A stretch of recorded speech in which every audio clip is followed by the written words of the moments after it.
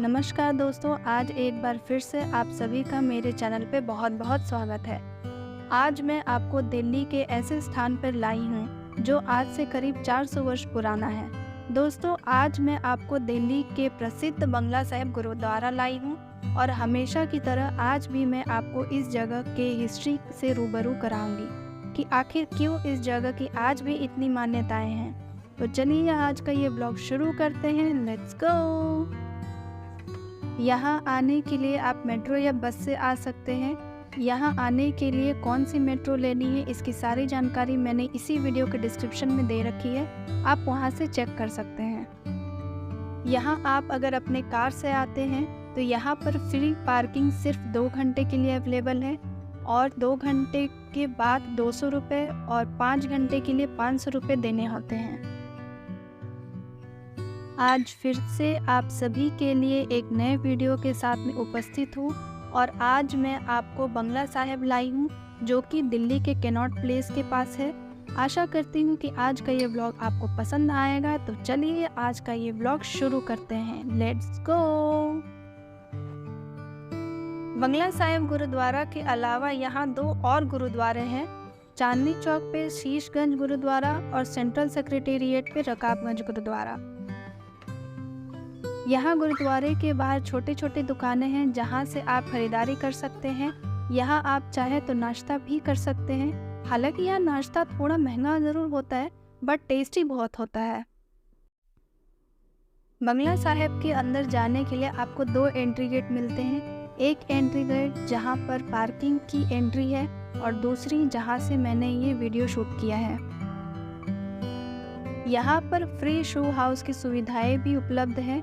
आप अपने शूज़ को यहाँ पे जमा कर सकते हैं। शूज़ को जमा करने के बाद आपको यहाँ पर एक टोकन दिया जाएगा जिसे आपको संभाल कर रखना होता है ताकि वापस जाते टाइम उस टोकन को आप वहाँ जमा करके अपने शूज़ को कलेक्ट कर सकते हैं। एक बात का आप खास ध्यान रखें, जब भी आप किसी भी गुरुद्वारे में जाते हैं तो आपको अपने सर को ढक कर के जाना होता है। अगर आपके पास सर ढकने के लिए चुन्नी या फिर रुमाल है तो आप उससे अपना सर ढक सकते हैं और अगर आपके पास रुमाल या चुन्नी ना हो तो यहाँ पे इसी बास्केट में आपको पटका सर ढकने के लिए मिल जाएगा। तो चलिए हमने भी अपने सर को ढक लिया है और अब गुरुद्वारे के अंदर प्रवेश करते हैं। यहाँ प्रवेश करते टाइम आप अपने हाथ और पैरों को धो लें फिर प्रवेश करें।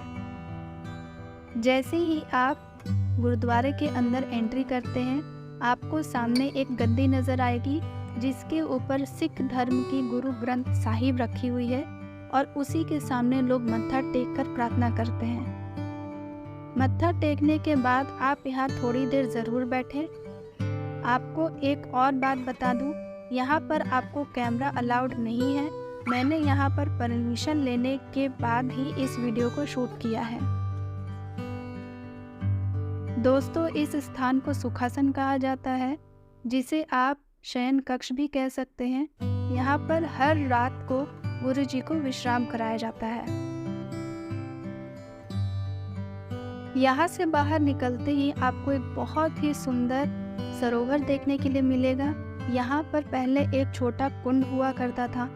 इस सरोवर में बहुत ही सुंदर सुंदर रंग बिरंगी फिशेस आपको देखने के लिए मिल जाएंगी और साथ में आजकल यहाँ पे कछुए भी नज़र आते हैं जिसे देख बच्चे बहुत ही ज़्यादा खुश हो जाते हैं। इस सरोवर के पानी को पुराने ज़माने में रोग नाशक भी कहते थे क्योंकि इसी पानी से उस समय जो हैजा और चेचक नाम की महामारी फैली हुई थी वो धीरे धीरे ख़त्म होने लग गई थी। आइए जानते हैं कि इस जगह का नाम बंगला साहिब ही क्यों पड़ा।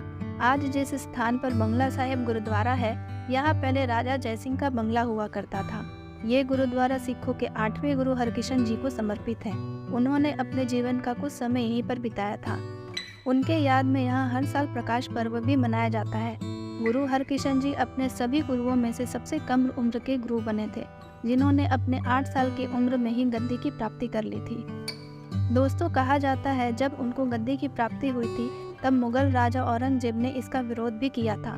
तब मुगल राजा ने उन्हें 1664 ईस्वी में दिल्ली में बुलाया और जानने की कोशिश की कि आखिर ऐसा क्या है सिखों के गुरु में जो इतनी कम उम्र में ही उनको गद्दी की प्राप्ति हुई है। जिस समय मुगल राजा ने उन्हें यहाँ पर बुलाया था, तब यहाँ हैजा और चेचक नाम की महामारी फैली हुई थी। जब गुरु हरकिशन जी इस स्थान पर आए तो ये जो सरोवर है, यहाँ पहले एक कुआं हुआ करता था। गुरु हरकिशन जी उस कुएं के पास गए और उस पे बिछे जाल पर अपने पैरों को रखकर अरदास लगाई और फिर उस कुएं से थोड़ा सा जल निकालकर लोगों में वितरण करना शुरू किया, जिससे जो महामारी फैली हुई थी वो धीरे धीरे कम होने लग गई। कहते हैं जब ऐसा चमत्कार राजा जयसिंह ने देखा तो उन्होंने इस जगह को सिखों को समर्पित कर दिया और फिर बाद में इस जगह का नाम बंगला साहिब पड़ गया। दोस्तों, इस ऊंचे फ्लैग को निशान साहिब कहा जाता है। इस निशान साहिब को सच, न्याय, हक और एकता का प्रतीक माना गया है। इसे ऊंचा फहराने का कारण है, गुरु जी ने कहा था कि जब भी सिख कहीं जाए तो ये निशान साहिब अपने साथ ले जाए और इसे ऊंचा फहराए, ताकि जो भी ज़रूरतमंद हो, जिसको किसी भी प्रकार की सहायता चाहिए, तो उसको कहीं और देखना ना पड़े। ये जो ऊंचा निशान साहिब फहर रहा है, ये उसे बता दे कि ये भगवान का ही घर है और यहाँ पर मुझे हर प्रकार की सहायता मिल सकती है। दोस्तों, इसी कारण से इस निशान साहिब को हर एक गुरुद्वारे में फहराया जाता है। ये प्रसाद स्थल है, यहाँ पर प्रसाद मिलता है। चलिए हम भी प्रसाद ले लेते हैं। यहाँ पर प्रसाद में आपको हलवा मिलता है, जो खाने में बहुत ही स्वादिष्ट होता है। इसको कड़ा प्रसाद कहते हैं और इसे शुद्ध घी में बनाया जाता है। एक बात का आप यहाँ खास ध्यान रखें, प्रसाद खाने के बाद यहाँ पर आपको पानी पीने के लिए मिलता है, जिसे आपको अपने हाथों में लेकर पीना होता है। गलती से भी आप इस पानी से हाथ मत धोइएगा। आपको हाथ धोने के लिए यहाँ से बाहर निकलना होगा। जहाँ हमने अपने पैरों को धोया था, वहीं साइड में आपको हाथ धोने के लिए टैप्स भी लगे हुए हैं। आपको अगर घर ले जाने के लिए प्रसाद चाहिए तो आप यहाँ के प्रसाद काउंटर से रिसीट कटाकर प्रसाद ले सकते हैं।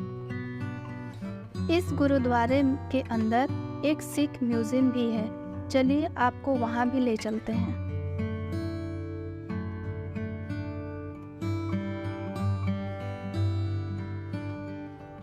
बाकी गुरुद्वारों की तरह ही यहाँ पर भी लंगर प्रसाद के रूप में मिलता है। इसका टाइमिंग है सुबह 9 बजे से दोपहर के 3 बजे तक और शाम को 7 बजे से रात के 10 बजे तक। दोस्तों, क्या आपको पता है कि आखिर हर गुरुद्वारे में लंगर प्रथा क्यों है? ये प्रथा गुरु नानक जी ने शुरू की थी। उनका कहना था, ऊंच नीच भेदभाव कुछ नहीं होता है, लोगों को खाना खिलाओ। उनका एक नारा भी था, कीरत करो वंश रखो। इसका मतलब है मेहनत करो और उसे लोगों में बांटो।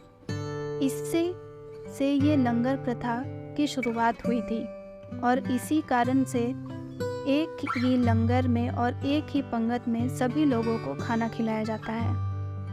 आपको एक और बात बता दूं, अगर आप जब भी लंगर में खाने बैठे तो वाहे गुरु जी का नाम मन ही मन जपते रहें और जब प्रसाद आए तो रोटी को दोनों हाथों को जोड़कर लें, जैसे हम मंदिर में प्रसाद लेते हैं। दोस्तों, यहाँ पर थाली में लिए गए भोजन को आपको पूरा फिनिश करना होता है। सिख लोग तो थाली के अन्न को तो फिनिश करते ही हैं, उसके बाद उसमें थोड़ा जल डालकर थाली में लगे बचे कुचे अन्न को भी पी जाते हैं। उनका मानना है कि अन्न को कभी भी बर्बाद नहीं करना चाहिए। ये गुरुद्वारा वीक में 7 दिन और 24 घंटा खुला रहता है। जो लोग यहाँ दूर से आते हैं उनके लिए यहाँ पर रुकने के लिए भी फ्री रूम्स भी अवेलेबल हैं। इसी गुरुद्वारे के राइट हैंड साइड पर आपको एक charitable poly clinic and diagnostic centre भी मिलेगा। यहाँ पर फ्री में आप MRI भी करा सकते हैं और इसके लिए आपको सिर्फ 50 रुपये का एक रसीद कटाना होता है। तो चलिए दोस्तों, आज के इस वीडियो को यहीं ख़त्म करते हैं। आशा करती हूँ कि आपको इस वीडियो से पूरी जानकारी मिली होगी।